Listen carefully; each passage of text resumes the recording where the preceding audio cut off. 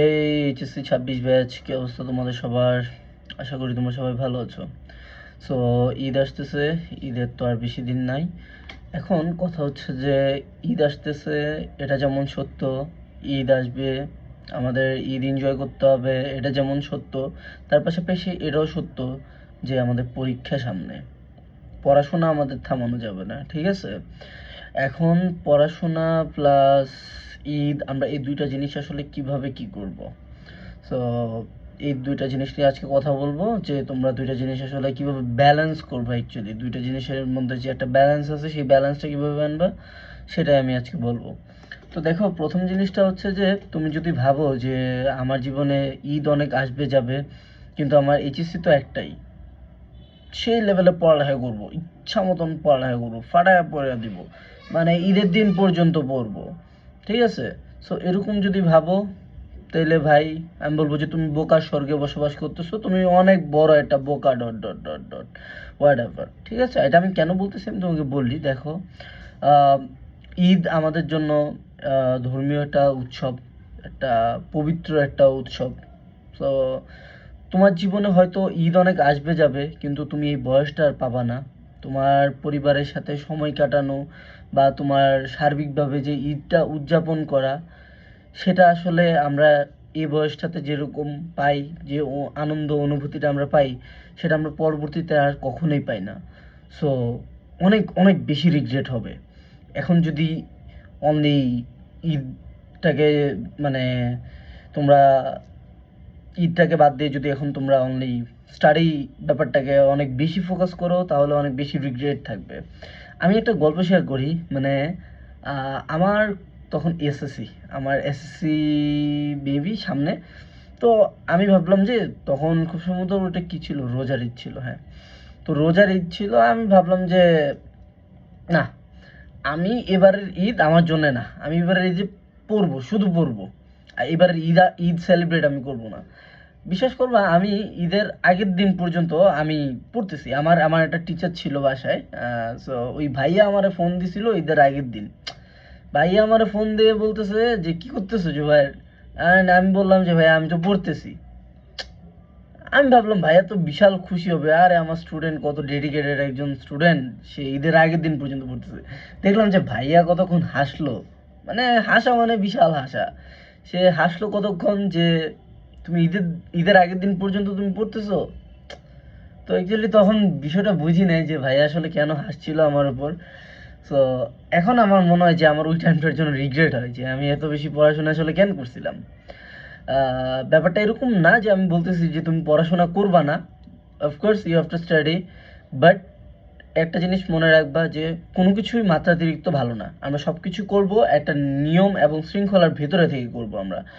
So স্টাডিটা হওয়া উচিত তোমার এরকম যে ধরো তোমার ঈদের দিন এবং ঈদের পরের দিন, কিংবা হতে পারে ঈদের আগের দিন এবং ঈদের দিন, এই দুই দিন, এই দুই দিন তুমি তোমার নিজেকে পুরোপুরি ব্রেক দিতে পারো। এই দুই দিনে তোমার কিচ্ছু করার দরকার নাই, তোমার কিচ্ছু পড়ার দরকার নাই। এই দুই দিন, এই দুই দিনে এমন আহামরি কিছুই হয়ে যাবে না, ঠিক আছে? এই দুই দিন তুমি একটু এনজয় করো, নিজেকে একটু ব্রেক দাও। এতদিন আশা করি তুমি পড়ে আসছো, যদি পড়ে নাও থাকো, তুমি সামনে জোর কদমে পড়ার জন্য নিজেকে এই দুই দিন একটু ব্রেক দাও।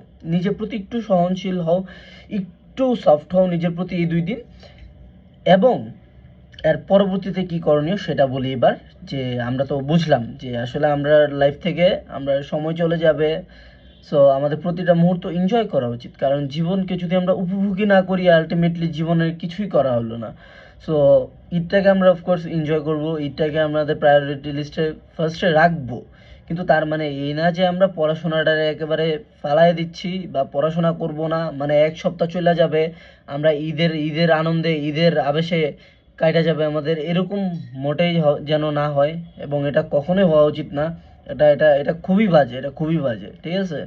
সো আমি এরকম স্টুডেন্ট অনেক দেখছি, যে যারা হচ্ছে মানে এই ঈদ বা যে কোনো একটা ভ্যাকেশন আসলে সেটার যে একটা আমেজে যে থাকে থাকে থাকেই, তার যে পড়াশোনা আছে সেটা সম্পূর্ণরূপে ভুলে যায়।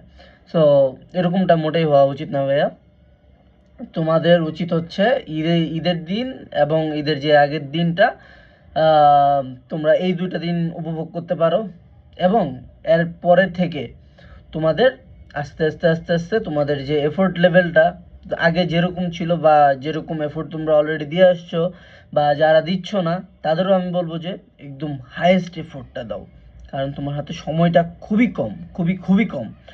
তুমি চোখটা বন্ধ করে চোখটা খুলবা, তুমি দেখবা তোমার এইচএসসি সামনে, তুমি এইচএসসি এর টেবিলে, ঠিক আছে?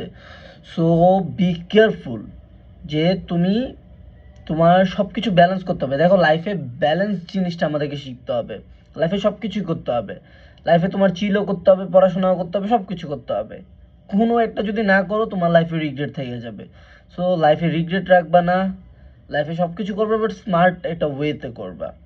তোমরা যখন মানে ভ্যাকেশন পরবর্তী অর্থাৎ ঈদ ভ্যাকেশন পরবর্তী তোমাদের স্টাডি প্ল্যানটা হওয়া উচিত এরকমভাবে যে তোমাদের যা যা বাকি আছে, অর্থাৎ এখন বাকি আছে বলতে দেখো তোমাদের পরীক্ষার যে আর মানে বাকি টাইম আছে সেই টাইম অনুযায়ী আমার মনে হয় না যে তোমাদের এখন খুব বেশি পড়া বাকি থাকার কথা। এই মুহূর্তে তো তোমাদের রিভিশন দেওয়ার কথা।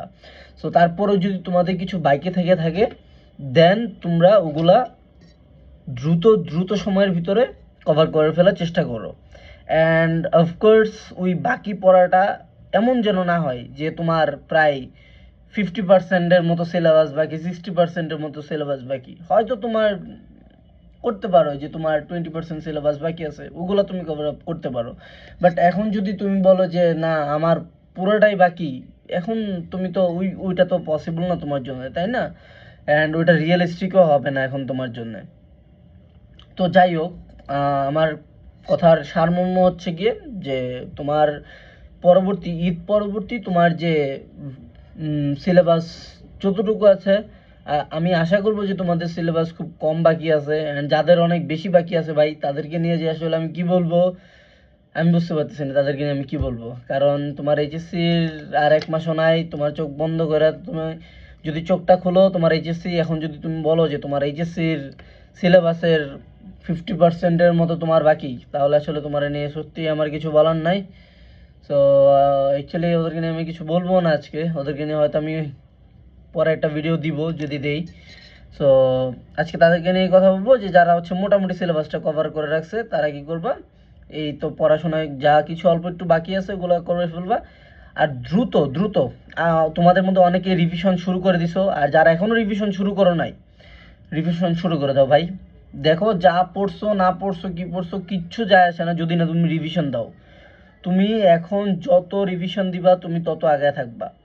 এই সময়টাতে এই লাস্ট মোমেন্টটাতে এসে তোমার শুধু থাকা উচিত রিভিশনের উপর, রিভিশন রিভিশন অ্যান্ড রিভিশন, ঠিক আছে? সো যাই হোক, বেস্ট অফ লাক অ্যান্ড সবাইকে ঈদ মুবারক। ভালো থেকো, সুস্থ থেকো, এনজয় করো এবং নিজেকে প্রিপেয়ার করো। সামনের যে যুদ্ধটা আছে একদম প্রাণপণে সেই যুদ্ধে ঝাঁপিয়ে পড়ার জন্য নিজেকে প্রস্তুত করো। ওকে, আল্লাহ হাফেজ, টাটা।